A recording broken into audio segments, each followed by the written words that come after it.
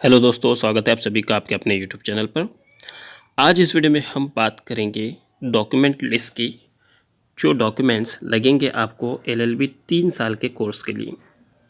अब यहाँ पर आपको दो चीज़ समझना है। एक, ये तो कैप रजिस्ट्रेशन के लिए कौन कौन से डॉक्यूमेंट्स आपको चाहिए, और एडमिशन के टाइम पे आपको कौन कौन से डॉक्यूमेंट्स लगेंगे। अब वीडियो को हम शुरुआत करते हैं। वीडियो को शुरुआत करने से पहले आपसे रिक्वेस्ट होंगी, अगर आप हमारे चैनल पर न्यू हैं तो हमारे चैनल को ज़रूर सब्सक्राइब कर दें। और डॉक्यूमेंट्स के रिगार्डिंग अगर आपको कोई भी इशू है तो आप डायरेक्टली हमारे कमेंट में कमेंट कर सकते हैं, और इसके अलावा आप हमारे टेलीग्राम चैनल पर ज्वाइन होकर हमसे डायरेक्टली क्वेश्चन भी पूछ सकते हैं। तो सबसे पहले हम डिवाइड करेंगे, एक कैप रजिस्ट्रेशन के डॉक्यूमेंट्स को और दूसरा एडमिशन के डॉक्यूमेंट्स को। कैप रजिस्ट्रेशंस के जो डॉक्यूमेंट्स है, इसमें सबसे पहले आपको लगेगा सीईटी का एप्लीकेशन फॉर्म। जब आपने सबसे पहले सीईटी को अप्लाई किया था 3 साल के एलएलबी के लिए, उसके बाद जो निकल के आया था वो था आपका हॉल टिकट। ये भी आपके पास होना चाहिए। हॉल टिकट के ऊपर जब आप एग्ज़ाम देने गए थे ना, तो वो उसके ऊपर जो इन्वेस्टिगेटर है ना, उसकी साइन होना ज़रूरी है। अगर आपके पास ऐसा लॉस्ट हो जाता है या आप घुमा देते हैं तो आप मुझसे कमेंट कर सकते हैं। देन आपको लगेगा सीईटी का स्कोर कार्ड। इसके बाद एसएससी यानी आपका 10th के मार्कशीट आपके पास होनी चाहिए, और एचएससी की मार्कशीट आपके पास होनी चाहिए। अगर 10th और एचएससी अगर आपने फर्स्ट अटेम्प्ट में पास नहीं हुए या आप सीबीएसई बोर्ड के हैं तो आपको कन्वर्जन सर्टिफिकेट लगेगा।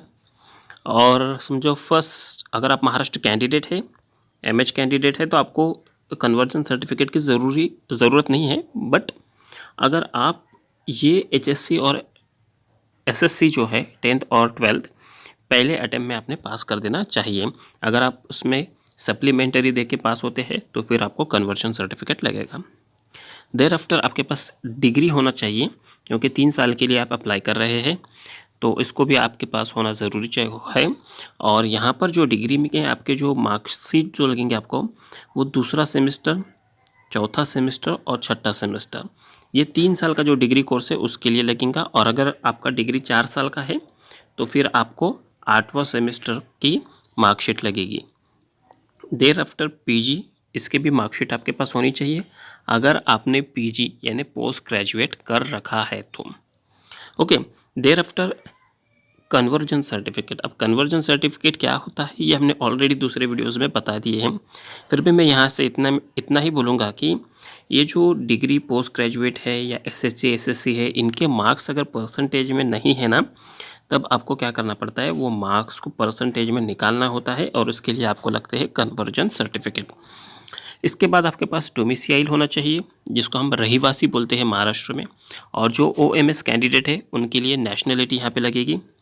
देन कास्ट सर्टिफिकेट, अगर आप महाराष्ट्र कैंडिडेट है तो इसके लिए आपके पास कास्ट वैलिडिटी भी होना चाहिए, और नॉन क्रिमिलियर ये भी होना चाहिए अगर आप ओबीसी से बिलोंग करते हैं तो। ओके, देन आता है फ़ोटो और सिग्नेचर और फ़ोटो आईडी। तो ये सारे डॉक्यूमेंट्स जो है, ये सारे डॉक्यूमेंट्स आपको लगेंगे कैप रजिस्ट्रेशन के लिए। अब वही हम बात करें एडमिशन के लिए, तो आपको कौन कौन से डॉक्यूमेंट्स लगेंगे। एडमिशन के लिए भी आपको ये कैप रजिस्ट्रेशन के सारे डॉक्यूमेंट लगेंगे, प्लस में आपको क्या एडमिशन के कुछ अलग से डॉक्यूमेंट्स होंगे, वो भी आपको देना होगा। इसमें सबसे पहले होगा प्रोविजनल अलॉटमेंट लेटर। अब ये प्रोविजनल अलॉटमेंट लेटर या सीईटी एप्लीकेशन का रजिस्ट्रेशन क्या होता है, तो ये जो आपने जब कैप रजिस्ट्रेशन जो किया है, इसको कहते हैं सीईटी एप्लीकेशन या सीईटी का रजिस्ट्रेशन। तो यहाँ का आपको क्या करना पड़ेगा, एक पीडीएफ निकल के आएगा जब आप इसको रजिस्ट्रेशन करेंगे, तो वो आपको क्या करना पड़ेगा, एज ए एडमिशन के टाइम पे आपको देना पड़ेगा। और प्रोविजनल अलॉटमेंट लेटर क्या होता है, तो इसमें आपको पर किया था, यानी जहाँ पर आपकी चॉइस थी कि भाई आपका एडमिशन वहाँ होना चाहिए, जैसे मान लो कि जीएलसी है, आईएलएस है वगैरह, और जितने भी सारे कॉलेजेस है ऑल ओवर महाराष्ट्र में 140+, तो ऐसे जितने भी कॉलेजेस आपने प्रेफर किया था, अगर वो कॉलेज में अगर आपका नंबर लगता है तो आपके लॉगिन आईडी में क्या होता है, एक प्रोविजनल अलॉटमेंट लेटर आता है, और वो लेटर को आपको डाउनलोड करना होता है, उसके प्रिंट निकालनी होती है, और उसके प्रिंट निकाल के आपको क्या करना पड़ता है, कॉलेज में जाना होता है एडमिशन के लिए। अब कॉलेज में जाने के बाद फिर आपके पास क्या क्या डॉक्यूमेंट्स होने चाहिए, ये सारे डॉक्यूमेंट्स तो होने चाहिए, उसके साथ ये भी डॉक्यूमेंट्स होने चाहिए।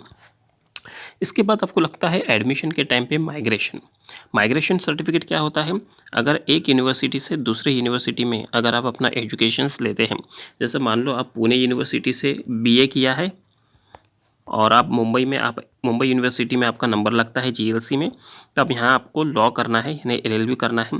तो यहाँ पे क्या होता है, मुंबई यूनिवर्सिटी और पुणे यूनिवर्सिटी में क्या हो रहा है, चेंजेस हो रहे हैं। क्यों चेंजेस हो रहे हैं, क्योंकि आपकी डिग्री जो है पुणे यूनिवर्सिटी की है और एलएलबी लॉ डिग्री आपकी मुंबई यूनिवर्सिटी की होने वाली है। तो इसके चलते आपको माइग्रेशन सर्टिफिकेट लगेगा, या एडमिशन के टाइम भी आप दे सकते हैं, या फिर आप एडमिशन के 1 महीने के बाद भी दे सकते हैं। इसके बाद आपको लगेगा गैप सर्टिफिकेट। गैप सर्टिफिकेट क्या होता है, इसके बारे में हम वीडियो तो नहीं बनाए, बट जल्दी ही इसके बारे में वीडियो बना देंगे। फिर भी मैं यहाँ आपको बता देता हूँ गैप सर्टिफिकेट क्या होता है। अगर आपके एजुकेशन जो है, आपका एजुकेशन, इसमें कम से कम 1 साल का गैप होना चाहिए, अंतर होना चाहिए। जैसे मान लो अगर आपने बीए किया था 2021 में, अब 2023 में आपको एडमिशन लेना है लॉ के लिए, तो आपके पास 2 साल का गैप सर्टिफिकेट होना चाहिए। अगर आपका गैप सर्टिफिकेट 6 महीने का होता है या कम से कम 12 महीने से कम होता है, तो आपको गैप सर्टिफिकेट की ज़रूरत नहीं पड़ेगी। ओके, अब ये गैप सर्टिफिकेट आप कहाँ से बना सकते हैं, तो नोटरी एडवोकेट से बना सकते हैं, और ये गैप सर्टिफिकेट सिर्फ 30 मिनट में बन जाता है, तो इसकी टेंशन लेने की बात नहीं है। और ये एडमिशन के टाइम भी दे सकते हैं और एडमिशन के कुछ समय बाद भी दे सकते हैं। इसके बाद सबसे आईएमपी डॉक्यूमेंट्स जो होता है वो होता है लिविंग सर्टिफिकेट, जिसको हम ट्रांसफ़र सर्टिफिकेट भी कहते हैं, और ये आईएमपी है जिसको हम टीसी जो बोलते हैं ना, शाळा सोडण्याचे प्रमाणपत्र मराठी में बोलते हैं। तो अलग अलग कॉलेज में ये अलग अलग नाम से जाना जाता है, कहीं लिविंग सर्टिफिकेट, कहीं टीसी सर्टिफिकेट वगैरह वगैरह वगैरह। तो इसकी भी आपको मस्ट ज़रूरत है। अगर ये नहीं है तो एडमिशन नहीं होगा, या फिर आपको बॉन्ड पे लिख के देना पड़ेगा कि भाई मैं 10 दिन के अंदर, 8 दिन के अंदर ये टीसी को जमा करूँगा। और एकदम लास्ट में सबसे आईएमपी जो बात मैं यहाँ पे बता रहा हूँ, अगर आपने कैप रजिस्ट्रेशन के दौरान कास्ट वैलिडिटी नहीं थी और आप रिसिप्ट से फॉर्म फिलअप किया है कैप रजिस्ट्रेशन, अब वो रिसिप्ट क्या हो जाएंगी, ओके, यहाँ पे एडमिशन के टाइम पे अगर आपके पास वो रिसिप्ट की जगह कास्ट वैलिडिटी आ गई है या नॉन क्रिमिलियर का आपका सर्टिफिकेट आ गया है, तो एडमिशन के टाइम पे आपको वो सबमिट कर देना पड़ेगा। सो ये थे डॉक्यूमेंट्स। ये दोनों भी डॉक्यूमेंट्स आपको ध्यान में रखने हैं। हुआ तो इसकी स्क्रीनशॉट आप मार लें, कैप रजिस्ट्रेशन और एडमिशन। कैप रजिस्ट्रेशंस में आपको क्या लगेगा, ये सारे डॉक्यूमेंट्स लगेंगे, और एडमिशन के टाइम पे ये सारे डॉक्यूमेंट्स लगेंगे ही लगेंगे, बट उसके साथ ये भी डॉक्यूमेंट्स आपको लग सकते हैं। सो आई होप आपको मेरा ये वीडियो पसंद आया होगा, तो मेरे चैनल को ज़रूर सब्सक्राइब कर देना। Thank you to watching this video.